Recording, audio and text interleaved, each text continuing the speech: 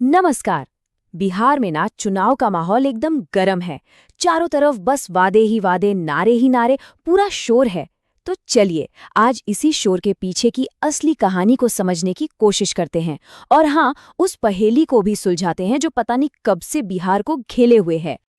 तो सवाल यही उठता है और हमारे आज के विश्लेषण का केंद्र भी यही है कि भाई ऐसा क्यों होता है। सत्ता बदल जाती है, चेहरे बदल जाते हैं, लेकिन जो आम इंसान है उसकी जिंदगी वो क्यों नहीं बदलती, वो जस के तस क्यों रह जाती है। देखिए, इस समस्या को समझने के लिए ना सबसे पहले ये देखना होगा कि अभी जो चुनाव चल रहे हैं उसमें कौन से मुद्दे छाए हुए हैं। मतलब मन से बात हो किस चीज की रही है। तो देखिए, सुर्खियों में और भाषणों में यही सब छाया हुआ है। हमारे स्रोत के मुताबिक ऐसा लगता है मानो बिहार की सबसे बड़ी समस्या मुफ्त की चीजें हैं, या जातियों का समीकरण है, या फिर धर्म को कोई खतरा है। पूरा का पूरा चुनाव इन्हीं बातों के इर्द गिर्द लड़ा जा रहा है। पर तभी स्रोत का ये एक बयान एक बिल्कुल ही अलग तस्वीर सामने रख देता है। ये हमें उस सियासी तमाशे से हटाकर सीधे जमीनी हकीकत की तरफ ले जाता है, जहां असल मुद्दे कुछ और ही हैं। तो अब जरा आंकड़ों पर नजर डालते हैं और देखते हैं कि स्रोत बिहार में एक बहुत ही गंभीर मानवीय संकट के बारे में क्या बताता है। जरा इस आंकड़े पर गौर कीजिए, 61%। ये है बिहार में महिला साक्षरता दर।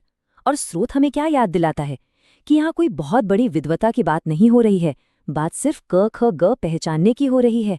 सोचिए, इतने बुनियादी पैमाने पर भी बिहार देश के औसत से कितना पीछे है। और अब ये आर्थिक खाई देखिए। बिहार की औसत आमदनी राष्ट्रीय औसत के 1/3 से भी कम है, और ये तब है जब भारत खुद एक निम्न मध्यम आय वाला देश माना जाता है। और ये देखिए, हायर एजुकेशन में ग्रॉस एनरोलमेंट रेशियो सिर्फ 15%। इसका सीधा सीधा मतलब ये है कि जिन युवाओं को कॉलेजों में होना चाहिए था, उनमें से 85% तो शिक्षा की धारा से ही बाहर हैं, और इसका असर सीधा रोजगार और विकास पर पड़ता है। अब जरा इस टेबल को समझते हैं। ये स्वास्थ्य से लेकर इंफ्रास्ट्रक्चर तक कई पैमानों पर जो गंभीर हकीकत है उसे सामने रखती है। 1000 लोगों पर सिर्फ 0.3 डॉक्टर, 42% बच्चे कुपोषण का शिकार, और 40% गांवों तक आज भी सड़क नहीं है। स्रोत इसे एक ह्यूमैनिटेरियन क्राइसिस यानी मानवीय संकट कहता है। ये बयान हमें एक बहुत गहरे सवाल पर लाकर छोड़ देता है कि अगर समस्याएं इतनी साफ हैं और आंकड़े इतने डरावने हैं, तो फिर कुछ बदलता क्यों नहीं है। और यहीं पर स्रोत अपना सबसे मुख्य तर्क सामने रखता है, जो ध्यान नेताओं से हटाकर सीधा मतदाताओं पर ले आता है। स्रोत का तर्क ये है कि असली मुद्दा है मतदाताओं की चेतना। इसका मतलब ये हुआ कि जब तक वोट देने वालों के लिए शिक्षा, स्वास्थ्य और रोजगार जैसी बुनियादी जरूरतें पहली प्राथमिकता नहीं बनती, तब तक कुछ नहीं बदलेगा।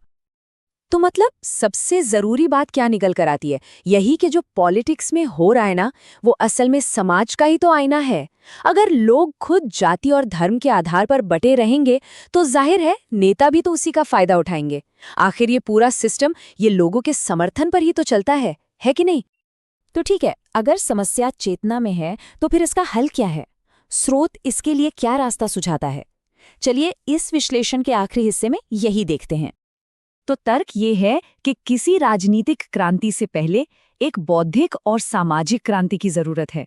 मतलब एक ऐसी क्रांति जो सोच में आए। और दिलचस्प बात यह है कि इस क्रांति को लीड करने वाला कोई नेता नहीं, बल्कि एक शिक्षक होगा। कोई ऐसा जो लोगों की सोच को, उनकी प्राथमिकताओं को ही बदल दे। और यही बात हमारे स्रोत के अंतिम विचार को बहुत अच्छे से सामने रखती है, जो हमें लोकतांत्रिक बदलाव की बुनियाद के बारे में एक गहरे सवाल के साथ छोड़ जाती है। क्या बाहरी समृद्धि से पहले भीतरी रोशनी की जरूरत है?